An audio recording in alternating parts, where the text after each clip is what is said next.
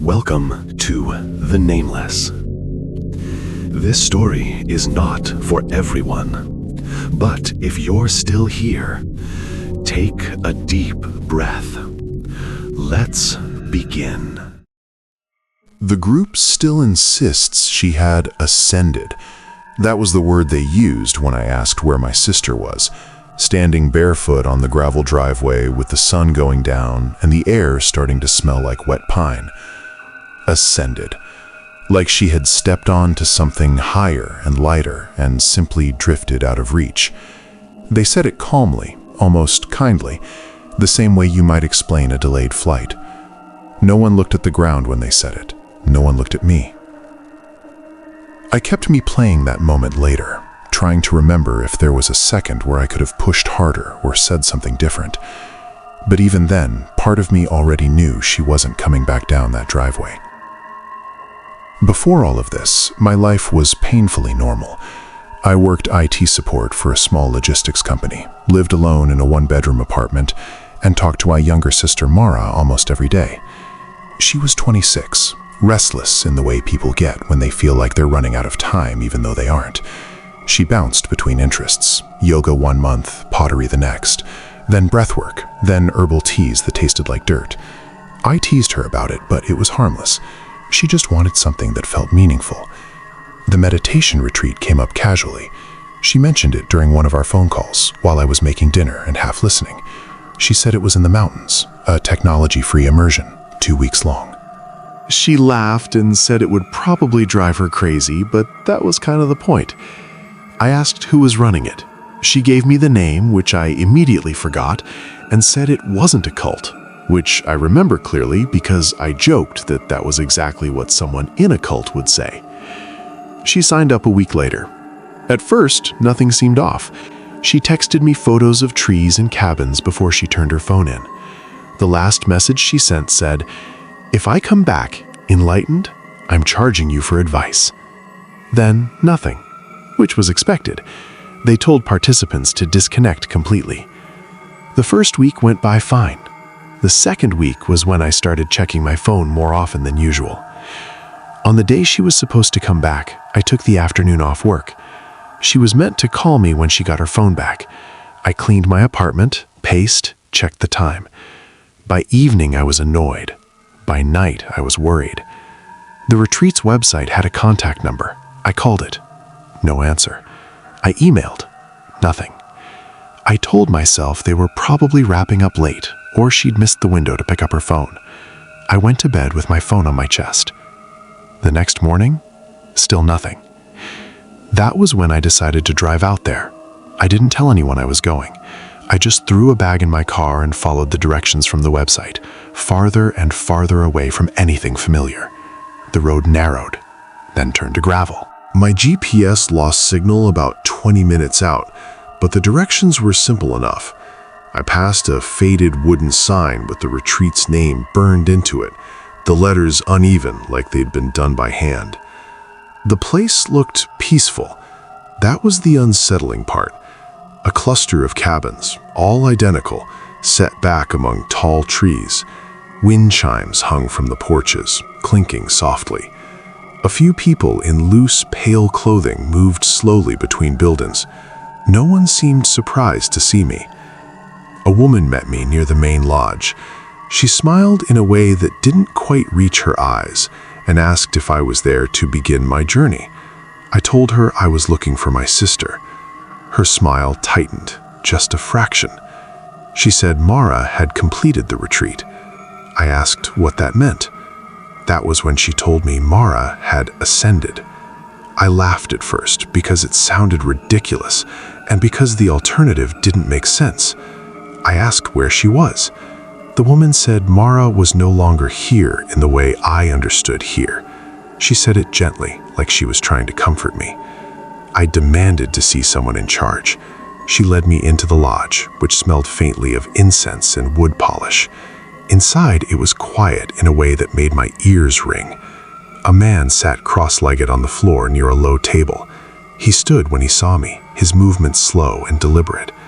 He repeated the same thing, ascended. I asked if she was dead. He said no. I asked if she was missing. He said no. He said Mara had chosen to step beyond the physical limitations that bind most people. He said I should be proud. I don't remember raising my voice, but at some point I realized I was yelling. Other people had gathered near the doorway, watching. No one looked alarmed. No one tried to stop me when I pushed past them and went back outside. I started checking cabins. I didn't know what I was looking for. Signs of her shoes, anything. Some of the doors were unlocked. Inside, the cabins were sparse. Beds made with tight corners, shelves empty, except for a folded blanket and a metal cup. No personal items, no signs of someone packing up and leaving. I noticed something else too. There were more cabins than people. When I came back to the lodge, the man told me I was disturbing the harmony of the space.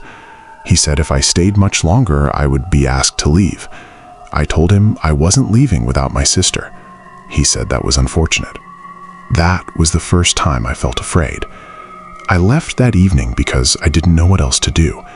I told myself I'd go to the police, that I'd come back with authority and force answers out of them. As I drove away, I checked my rearview mirror more than I needed to. The trees swallowed the road behind me. The local police station was small. The officer on duty listened patiently while I explained, then asked if my sister was an adult. When I said yes, his posture changed. He said adults were allowed to go on retreats. He said if she chose to stay longer, that was her right. I told him they were using strange language and refusing to say where she was. He wrote a few things down, promised to make a call. Nothing came of it. Over the next few weeks, I called everyone I could think of, retreat centers, missing persons hotlines, anyone who would listen. The retreat's website went offline. The phone number stopped working. When I drove back out there with a friend, the sign was gone. The driveway was overgrown, like it hadn't been used in years. We didn't go in. At night, I started dreaming about Mara. In the dreams, she was always just out of sight, around a corner or behind a door. I could hear her breathing, slow and steady, like she was meditating. I would call her name, and she wouldn't answer. A month after she disappeared, I got an email from an address I didn't recognize. No subject line, just a single sentence. She is at peace. I stared at it for a long time. The wording matched the way they spoke. I replied, demanding answers. The message bounced back, undeliverable. I started looking into the retreat online, digging through old forum posts and archived pages. I found a handful of vague reviews, all overly positive, all written in the same tone. One post, buried deep in a thread, mentioned someone who never came back. Another user replied that the person had completed the process and that outsiders wouldn't understand. I printed everything out and brought it to the police. This time, a detective took interest. He said they'd look into it. He said these things took time. A year passed. I tried to move on. I really did. I went to therapy. I stopped calling her number. I boxed up her things and put them in my closet. But every so often, something would pull me back. A smell, a certain quiet, the sound of wind through trees. On the anniversary of the day she was supposed to come home, I found a small package on my doorstep. No return address. Inside was a bracelet, woven string, pale blue, identical to the one Mara wore in the photo she'd sent me from the retreat. There was no note. I didn't tell the police about the package. I don't know why. Part of me didn't want it taken away. Another part of me was afraid of what acknowledging it would mean. That night, I dreamed I was back at the retreat. The cabins were empty. The wind chimes were silent. I walked into the woods following a narrow path I hadn't noticed before. I could hear chanting, low and rhythmic, but I couldn't make out the words. The sound seemed to come from everywhere at once. I woke up before I reached the source. A few months later, the detective called me. He said they'd identified the landowner where the retreat had been held. He said the property had changed hands several times, often through shell companies. He said they couldn't prove a crime had been committed. He sounded tired. Before he hung up, he said something that stuck with me. He said there had been other reports, scattered across different states, different names, different retreats, similar language, ascension, completion, peace. I asked him if he thought they were dead. He paused. He said he didn't know. Sometimes when I'm lying awake at night, I think about the way Mara used to talk about wanting to disappear. Not in a dramatic way, just a quiet wish to step off the path everyone else seemed to be on. I think about how calm those people looked when they told me she had ascended, how certain. I still don't know what happened to her. I don't know if she's gone or if she's somewhere I can't reach. All I know is that every once in a while, when my apartment is very quiet, I feel like I'm not alone, and I can almost hear her breathing, slow and steady, just on the other side of something I don't understand.